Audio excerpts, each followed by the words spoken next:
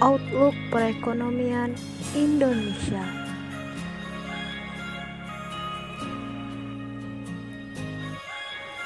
ASEAN Development Bank memperkirakan pertumbuhan ekonomi Indonesia 2,5% pada tahun 2020 lantaran mewabahnya virus corona, sehingga pertumbuhan itu akan turun ketimbang tahun lalu yang mencapai 5,0%. Meski Indonesia memiliki landasan makroekonomi yang kuat, wabah COVID-19 yang tengah berlangsung telah mengubah arah perekonomian negara ini dengan memburuknya kondisi lingkungan eksternal dan melemahnya permintaan dalam negeri.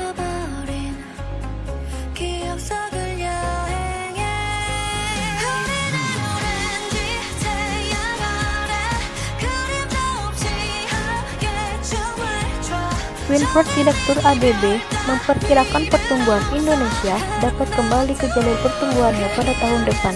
Syaratnya, pemerintah memutuskan tindakan untuk menunda kesehatan dan ekonomi dari wabah corona.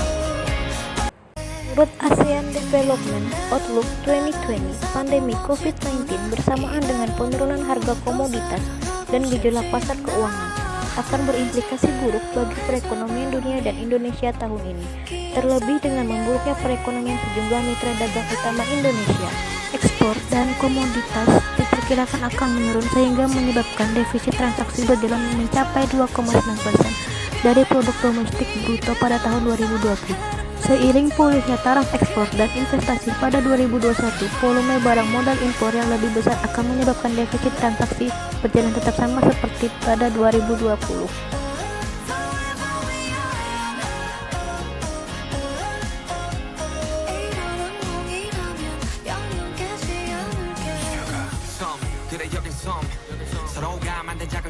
ADB melihat pemerintah dan otoritas keuangan Indonesia telah meluncurkan berbagai langkah fiskal dan moneter yang terkoordinasi dan terarah untuk memitigasi dampak pandemi COVID-19 terhadap perekonomian dan mata pencaharian masyarakat. Hanya dari perdagangan global, permintaan dalam negeri juga diperkirakan akan melemah seiring dengan menurunnya sentimen bisnis dan konsumen.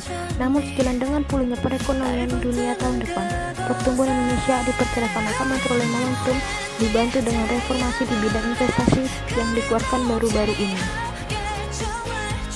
Inflasi yang mencapai rata-rata 2,8% pada tahun lalu diperkirakan akan naik tipis ke 3,0% pada tahun 2020 sebelum turun lagi ke 2,8% pada tahun 2021.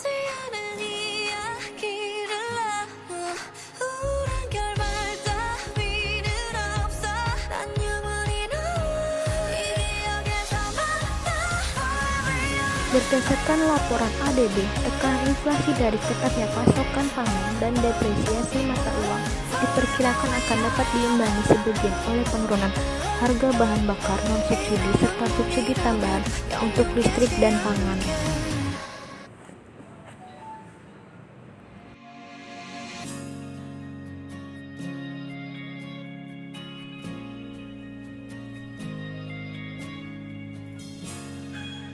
Pendapatan ekspor dari pariwisata dan komoditas diperkirakan akan menurun sehingga menyebabkan defisit transaksi berjalan mencapai 2,9% dari produk domestik bruto pada tahun 2020 seiring pulihnya taraf ekspor dan investasi pada 2021. Volume barang modal impor yang lebih besar akan menyebabkan defisit transaksi berjalan tetap sama.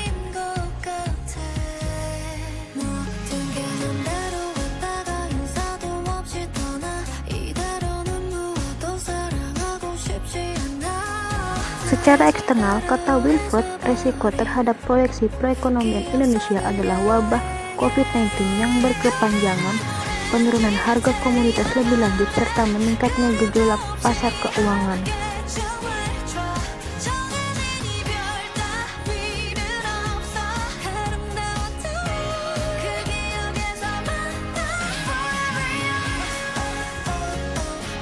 Dari dalam negeri, proyeksi ini bergantung pada seberapa cepat dan efektif penyebaran wabah dapat ditanggulangi.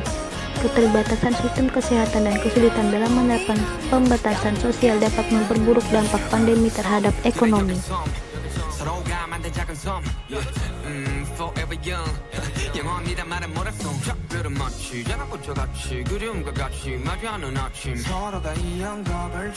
Di Indonesia sendiri, virus ini sudah menyebar ke seluruh Indonesia dengan tingkat kematian mencapai 8,9% dan jika dibandingkan dengan dunia, yang hanya 4,8%, maka dapat dikatakan bahwa tingkat kematian akibat COVID-19 di Indonesia tertinggi di dunia. Dengan begitu, perekonomian Indonesia juga merasakan sisi negatifnya. Menurut Menteri Keuangan Sri Mulyani, perekonomian Indonesia sendiri mengalami penurunan yang signifikan dan menyebabkan ekonomi Indonesia hanya berkisar 2,5% saja, bahwa bisa sampai minus 0,4% karena COVID-19 saat ini. Menurut Kepala Ekonom Bank Permata Joshua Pardede, karena COVID-19 ini dunia sekarang mengalami krisis ekonomi dan berdampak kepada perekonomian di seluruh dunia. Tentunya Indonesia juga akan merasakan dampaknya. Sektor yang pertama kali yang merasakan dampaknya adalah sektor produksi dan pengeluaran, karena saat ini semua orang akan melakukan penghematan dan menyebabkan produksi barang juga akan berkurang.